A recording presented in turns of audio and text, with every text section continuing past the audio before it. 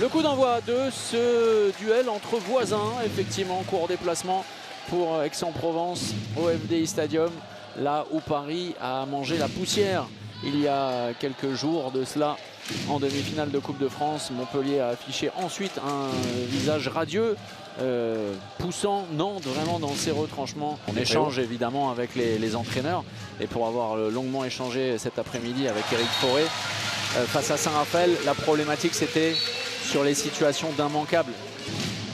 Face à Saint-Raphaël, Elliot Desblancs qui navigue, ça c'est bon, sur la continuité c'est parfait, avec la technique en prime d'un garçon qui a surnagé clairement, vraiment même dans les moments plus compliqués, avec un temps de jeu parfois réduit, mais vraiment hein, Mathieu Hong est remarquable dans... Parce que le ballon touche le plafond. Et... Ah oui, non, non. Ah, non mais faut le préciser. Ça c'est merveilleux de la part de Diego Simonette. Non, Douralex, Sedlex, la loi est dure, mais c'est la loi. Voilà. Mais la saison de Diego Simonet et de Valentin Porte, c'est un tir force. Oh, il n'a pas pu la jouer de suite. Oh, il est gourmand, il est très gourmand, Hugo Brouzet. Il avait l'opportunité avec Gabriel Leuch. On parle d'un pivot hors secteur. Sans élan. Ah oui, non, là c'était trop compliqué. Là.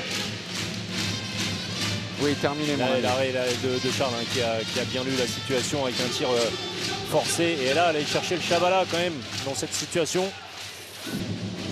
Et le jeu avec Moraes qui cette fois marque, il n'a pas toujours été efficace hein, ces dernières semaines. Alors en attaque, rien à dire, il fait jouer toute sa puissance. Lui, qui va retrouver son ancien club. Oui, ne parvenant plus du tout à marquer. Oh, la grosse faute de Brouzet sur Brian Monté. Et c'est à côté, cette tentative, il y a un coup à jouer avec Antoine Tissot le plus rapide. Et derrière, la réussite de l'ex-Chambérien, justement. Et prendre le temps, hein, malgré tout, pas commettre l'erreur de rendre le ballon à Montpellier. Et il va falloir engager, c'est Elliot Desblancs hein, qui va poser le premier temps fort. Ce sera pour... c'est bien joué, c'est bien joué. Remarquable. Oh là là, quelle merveille ce que vient de réaliser Giraudoux. Avec cette passe lumineuse et derrière Giraudoux, hein, pas Giraudoux, oui. C'était Jean Giraudoux. Merveilleux, vraiment. Et bien voilà comment, au sortir d'un temps mort favorable, de revenir à hauteur des Blancs, qui a mystifié Arthur Laine. Oh là là, super tour de passe-passe. Et les voilà, les Aixois revenus à hauteur. La détermination de Sidibé et consort. Avec Brian Monté qui va être rappelé par Eric Maté, le retour de Casado hein, pour remettre un petit peu de luant, joué par séquence peut-être. Quel mouvement, quelle vitesse. Et Serna envoyé sur le poste d'arrière gauche. Dans l'induction, oh, et derrière, sur le montant. Incroyable ce scénario. Exactement comme face à Nîmes au Parnasse. C'était en Occitanie déjà, de l'autre côté du Vidourle. Ils sont en train de le refaire. Peut-être les Aixois, c'est une balle de match. Attention, attention.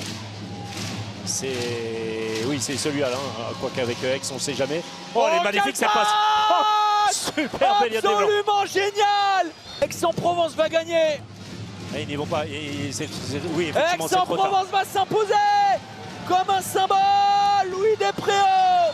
C'est presque un affront avec ce +4. Quelle sensation vécue par les Aixois. Quel retournement de situation. Quel cœur mis à l'ouvrage par cette merveilleuse, ce soir, formation d'Aix-en-Provence qui décidément alterne entre le moins bon et l'excellent.